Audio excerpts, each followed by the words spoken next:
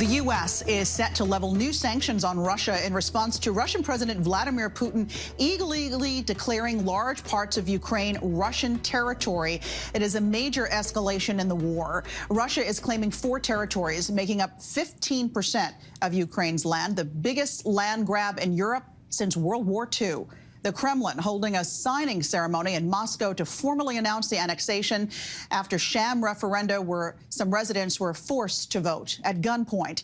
This as Ukrainian officials say a Russian missile strike on a humanitarian convoy has killed at least 26 people, injuring dozens more. Foreign correspondent Tom Burridge joining me live from Kyiv now, Ukraine, for more on this. So Putin gave this speech asking for Ukraine to return to the negotiating table. How could this move annexing Ukrainian territory affect a potential deal?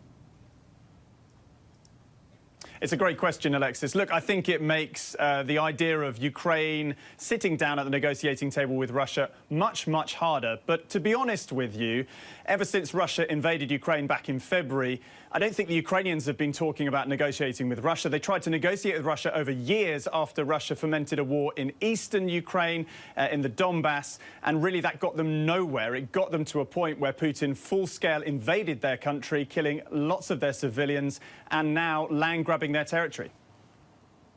Putin doing this now, what is he hoping to achieve here?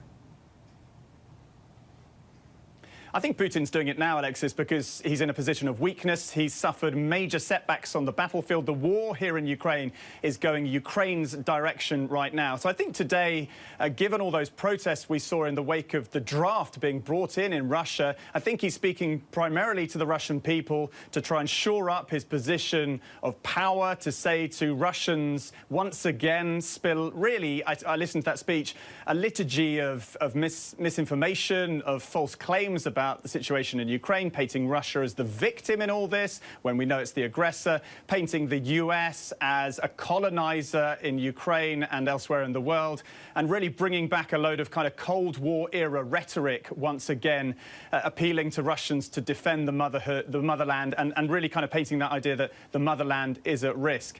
But I think, you know, Vladimir Putin is doing this now because he's in a position of weakness, and he's trying to kind of take the initiative again once in this war, when really his forces are being pushed back on the battlefield.